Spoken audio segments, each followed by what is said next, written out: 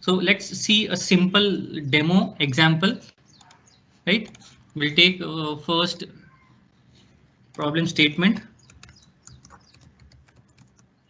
write program to demonstrate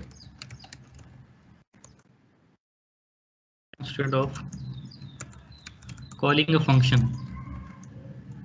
Okay, so normally what we call it, we'll take a library.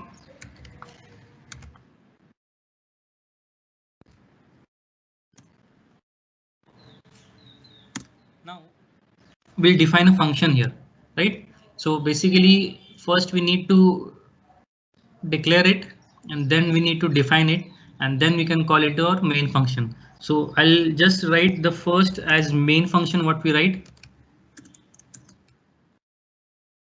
I'll get its scope, right? Now this is where our main entry point of execution will be done. So before going this, what we do is we define a function. So I'm going to see the maximum value amongst two parameters passed, right? So int max, my return type, my function name, and then the parameters list. So parameters will be integer again as num1 and num2, right? I'll close this. See the way of writing a function.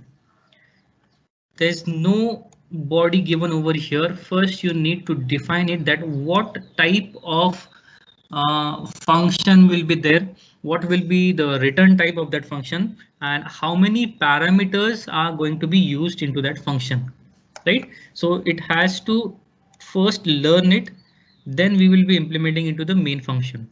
Now let's give this function the implementation body, that how it will be, you can say, executed or trying to compare between num1 and num2 so that it could find out which value is the maximum value amongst these two.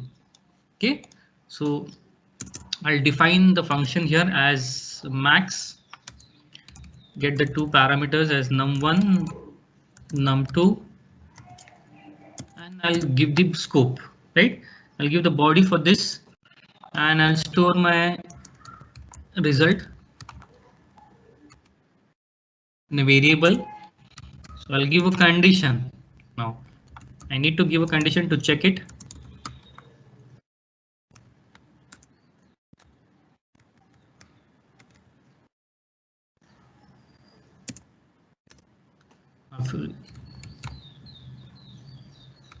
Result equal to num1, otherwise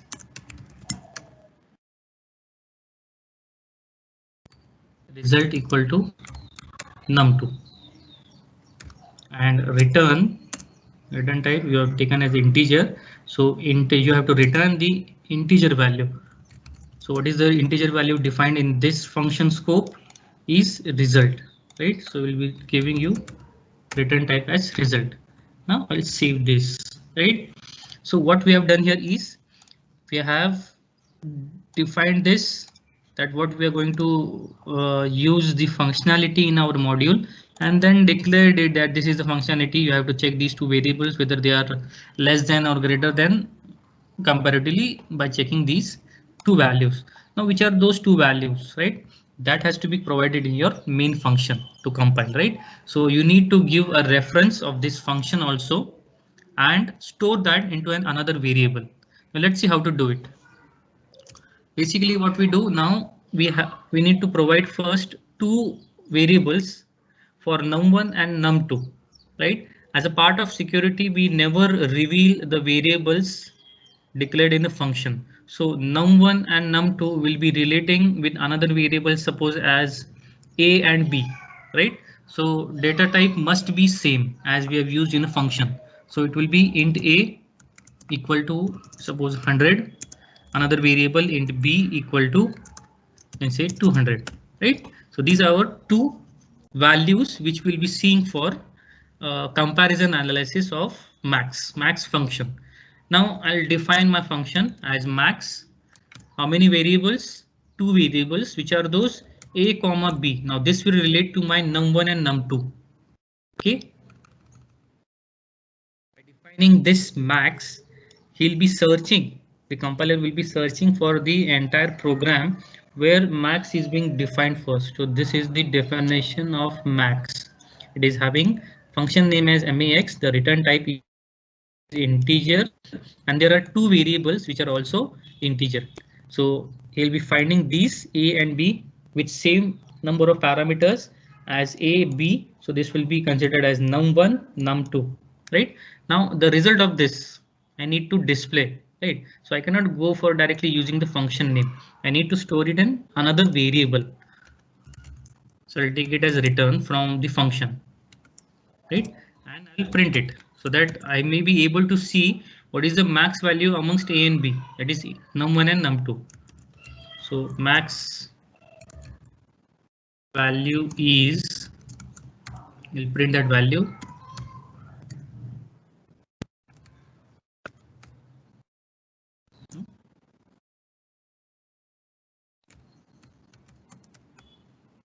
And return 0. Okay, I'll execute. Let's see for the output. Yeah, you can see here max value is 200, right? So depending on this functionality, what we have given here as max and define the entire logic. Now think of, you want to check out for minimum value, right? In the same application, right? Think of, you're not using a function. Now what you need to do is either you will be using nested if else, or going for a switch statement providing a menu, right? Or going for a normal program, everything written into only a single function as main, right?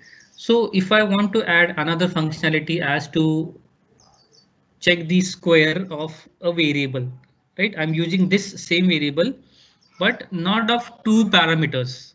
To get a square of int a, I'll be using another as sq, as in function name, which will be giving me the square. So these number of functionalities, if I want to add or if I want to remove from an application, functions are the most suitable, right? Each time, depending on different user, if I go on changing my application, it will take too much of time, and those efforts will not be reflected in terms of, you can say, cost estimation, right? So depending on the user, if you want to use max function, he can call that value. If you want to go for minimum function, call that function. If any function to be added depending on the user's requirement, can also be done.